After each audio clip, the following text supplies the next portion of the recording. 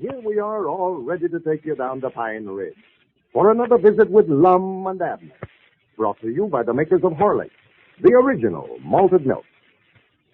When in the midst of a busy day at your work or in your home, a heavy luncheon may cause you distress or leave you feeling drowsy because it's so hard to digest. That's why more and more people are turning to the Horlicks luncheon. A glass full of Horlicks is a refreshing and nourishing luncheon, energy-giving, sustaining, too. And you couldn't find a food more easily digestible. That's why Horlicks at noon keeps you alert, mentally and physically. Why busy people prefer Horlicks to the heavier, hard-to-digest luncheon. Overweight people will find the Horlicks luncheon a fine reducing plan, for it's without the heavier meal's excess of calories. Try the Horlicks luncheon tomorrow. You can get Horlicks, you know, in either natural or chocolate flavor at your drugstore. And now, let's get ready for Lum and Abner. Well, the Pine Ridge Matrimonial Bureau is proving even more successful than Lum and Abner had hoped for. The old fellows are receiving hundreds of applications, and their only worry now seems to be the suit that Squire Skimp has brought against them for $4,200, which is scheduled to come up next week. As we look in on Pine Ridge today, we find Lum and Abner over at Lum's house, which they are using as headquarters for their new enterprise. Lum seems to be very busy. Listen. Abner Peabody, do you take this woman to be your lawful wedded wife? Provide for her through sickness and health, and forsaking all others to love, honor, and obey her as long as you both shall live? I do. You will now join right hand, or left hand, just join hands. By the power invested in me as Justice of the Peace of Cloverleaf Township, I now pronounce you man and wife. And now, my young friends, as you go out into life to grasp the skirts of happy chance, may your stream of life unruffled run, and the roses bloom without a thorn. $5, please. Yes. I know that you're sure aiming on putting on all the trimmings on this wedding, ain't you now? Well, I feel sort of responsible for this wedding. I was the one that egged them into getting hitched. Yeah, I recollect when you called them up on the phone the other day and was telling them what a good match they'd made. Well, Ruth just never had nerve enough to ask her. They'd have been married long ago. Yeah, well, now, do you want to go through it again now, Lum? No, I believe I know it by heart now. I've got to start getting dressed up. They're supposed to be over here at 4 o'clock. Oh, yeah. Going to change clothes, huh? Well, I just slip on a neck collar and tie and put on my frock-tail coat. Yeah. I don't mind to put myself a little bother when I'm getting $5 this away. Well, I thought you told Ruth on the phone the other day she'd make him a special price of $2.50. Well, I did, but, like I told him this morning, that's just for the regular cut-and-dried ceremony. For $5, I could give him a first-class wedding with all the trimmings. Yeah. Yeah, that'll be the first cash money that we've took in a long time, won't it? We? Well, we're sort of partners in this matrimonial bureau. Yeah, but this ain't got nothing to do with our matrimonial business. This is sort of a sideline with me. This is Justice of the Peace. Yeah. Well, I wish we'd start getting some money then pretty soon so that I can send for Elizabeth and Pearl. I got a hearing from Elizabeth this morning just raising the roof because I hadn't sent her money for her and Pearl to come home on. And another letter? Yeah, she said her relations is getting tired of feeding. That's what she said. Well, she ought to understand, Abner, that you just ain't got the money to send her. Well, trouble of it is, Lon, see, I ain't told her that the Orwell weren't Orwell. She thinks we're still rich. You mean you ain't told her that we sold out to Squire Skimp? No, I ain't told her nothing about it. I just never wanted to ruin a trip for her. Well, Lord, me, Abner, when she gets home and finds out that we've lost the store and never made no money out of the oil business, and on top of everything else, that Squire Skimp's is suing us for $4,200 and has got everything we own tied up with taxman papers, she's going to hire a kite. Yeah, I know it. I know she is. I just don't know what to do about it, hardly. And you're a great one to be the head of the domestic problem department of our matrimonial bureau when you can't even run your own home. Well, what would you do about it, Norm? Of course, I'd rather tell her while she's down there so far away that she can't throw nothing at me, but I'm afraid if I do tell her, she'll just stay down there in Texas and not come home. Well, I wouldn't want to advise you on that problem just offhand, Mr. Peabody. If you write your troubles to the Pine Ridge Matrimonial Bureau, I'll be glad to study the situation over and that... Oh, my goodness, there's somebody at the door. Well, it ain't time for the wedding yet, is it? Granted, I ain't got a collar on yet. Come in. You folks will just have to wait. Well, come in, Squire. Yes, how are you gentlemen today? Oh, all right, I reckon. We thought you were a couple wanting to get married, Squire. Yeah. No, just dropped over to talk to you gentlemen a little. Well, I ain't got time to talk with you, Squire. What is it you want? I've been hearing that you fellers have opened up a matrimonial bureau here in Pine Ridge. Yeah, the Pine Ridge Matrimonial Bureau. I'm the president. Well, sir, man, that was a mighty good idea. A mighty good idea. Can't understand why I never thought of it myself. Yeah.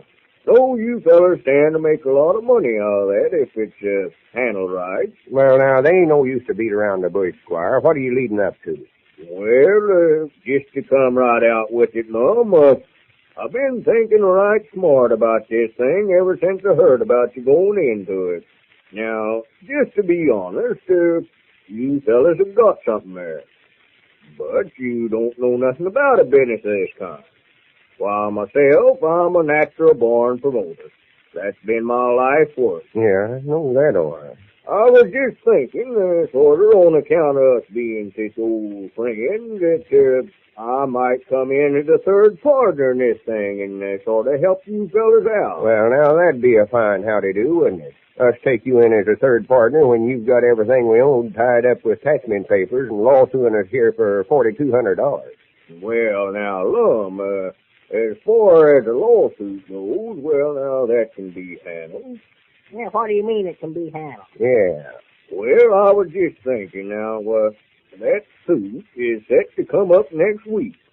But if you gentlemen want to give me a third interest in this matrimonial agency here, why, I'll just call the suit off. Just withdraw it. Well, now, here, let me tell you something, Squire. Me and Abner's put confidence in you before. Yeah. Time and again, you've come to us and told us on account of us being such old friends, you do this or that for us. Now, we've had all the dealings with you we ever want to have. Now, I wouldn't even swap nickels with you.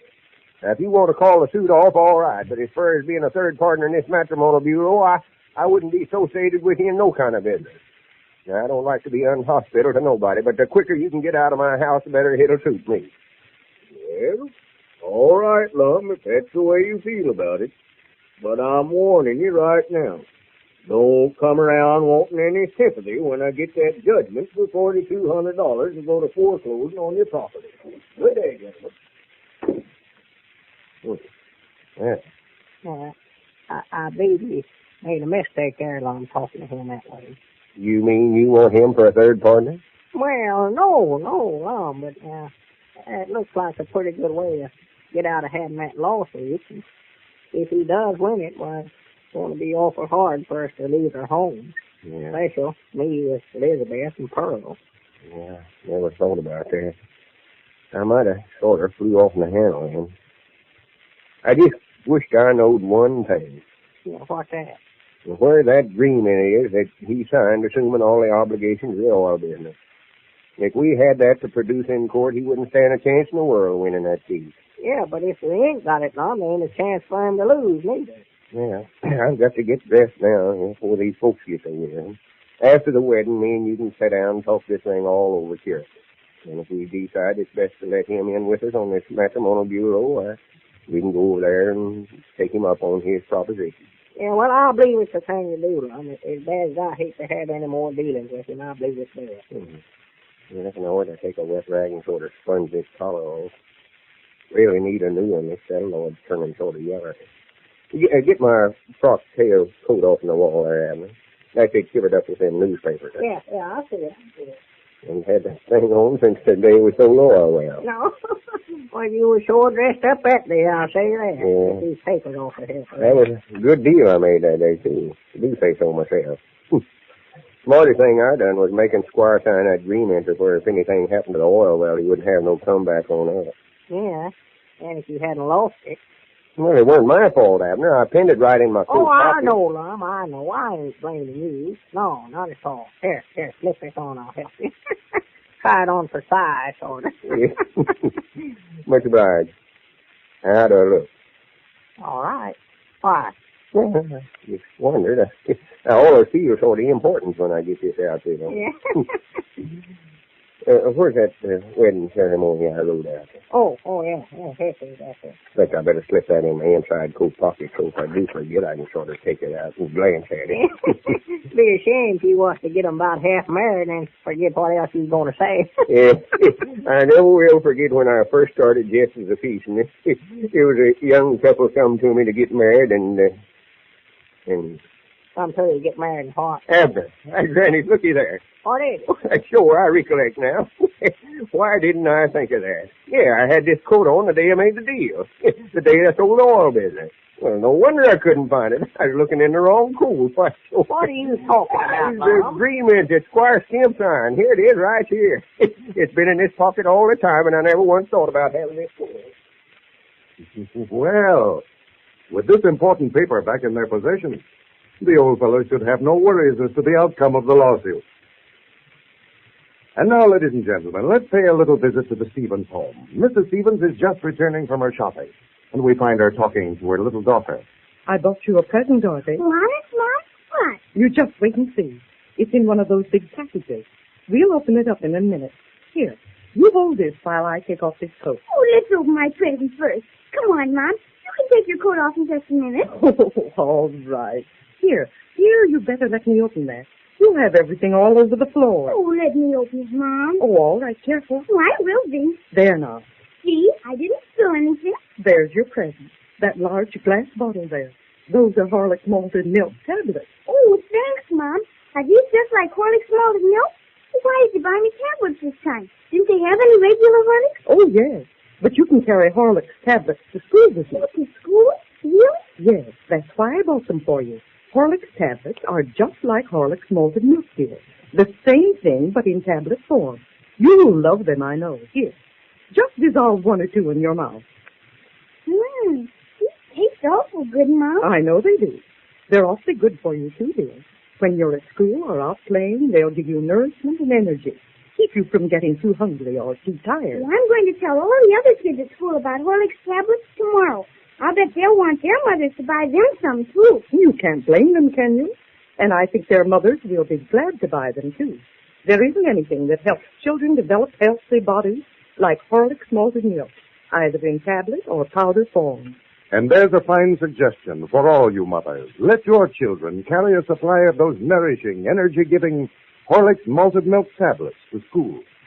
You can get them, you know, in either natural or chocolate flavor.